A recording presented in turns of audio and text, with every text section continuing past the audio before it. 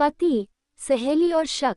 हिंदी कहानी। हिंदी कहानियाँ। रात को जब सुनीता के साथ सिद्धार्थ लौटे तो मैं अपने अंदर के गुस्से को रोक नहीं पाई।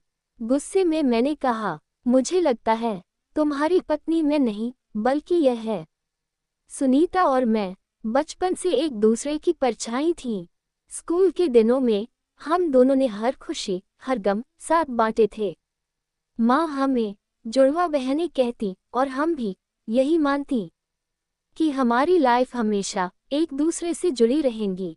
यहाँ तक कि हम दोनों ने बचपन में ये तक सोच लिया था हम दोनों मैरिज भी एक ही घर में करेंगे ताकि हमेशा साथ रह सकें। समय बीता, कॉलेज खत्म हुआ और फिर मेरी लाइफ में सिद्धार्थ आ गए। प्यार हुआ, शादी तय हुई और सबसे पहले मैंने सुनीता को ही यह खबर सुनाई। वह बहुत खुश हुई। मैंने सिद्धार्थ को पहले उससे मिलवाया। मुझे लगा था कि उसे पसंद आ गया तो फिर मैं बेझिझक शादी के लिए हाँ कर सकती हूँ। और जब उसने उसे पसंद कर लिया तब मैंने भी हाँ कर दी। मैं चाहती थी कि मेरी सबसे अच्छी दोस्त और मेरा लाइफ पार्टनर एक दूसरे के अच्छे फ्रेंड बन जाएं। और हुआ भी वही। शादी के बाद भी सुनीता का हमारे घर में आना जाना लगा रहा। सिद्धार्थ उससे खुलकर बातें करते, हंसी मजाक करते और मैं ये सब देखकर खुश होती थी। पर मुझे क्या पता था कि शादी के बाद, सिद्धार्थ के आने के बाद मुझ में ये बदलाव हो जाएगा। धीरे धीरे वही हंसी मजाक मेरे दिल में एक अजीब सी चुभन पैदा करने लगे। एक दिन जब मैं रसोई में काम कर रही थी तो ड्राइंग रूम से उनकी हंसी की आवाज आई। सिद्धार्थ और सुनीता किसी बात पर जोर जोर से हंस रहे थे। मैं ठिठक गई। मेरी समझ में नहीं आया कि मुझे क्यों बुरा लग रहा है। आखिर वह मेरी सबसे अच्छी दोस्त थी। फिर भी मेरे भीतर कुछ खटकने लगा था। पहले तो मैंने इसे नज़रअंदाज किया, लेकिन जैसे जैसे समय बीता ये जलन गहराने लगी। जब भी मैं देखती कि सिद्धार्थ और सुनीता मजाक कर रहे हैं, पुरानी यादों में खो रहे हैं, तो मेरे अंदर एक अजीब सी बेचैनी घर करने लगती। क्या वे एक दूसरे के ज्यादा करीब आ रहे थे? क्या मैं उनके बीच फालतू महसूस कर रही थी? ये सब सोचकर मैं खुद पर झुंझला जाती। फिर एक दिन सुनीता का जन्मदिन आया।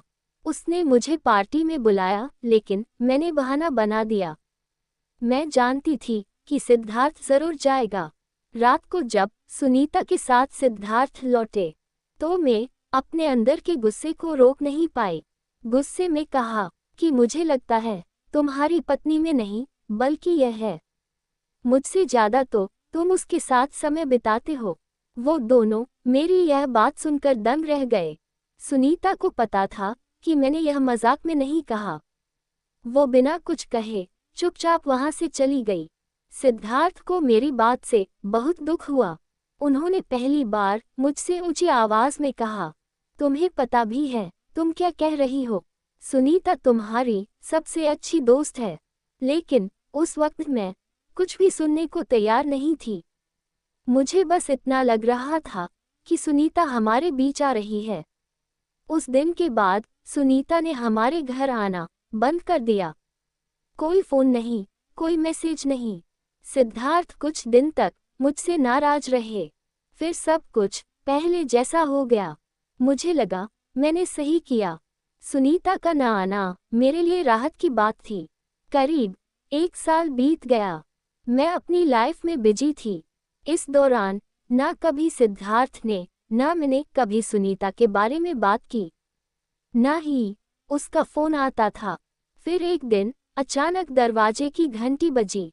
मैंने दरवाजा खोला तो सामने सुनीता खड़ी थी। उसके हाथ में शादी का कार्ड था।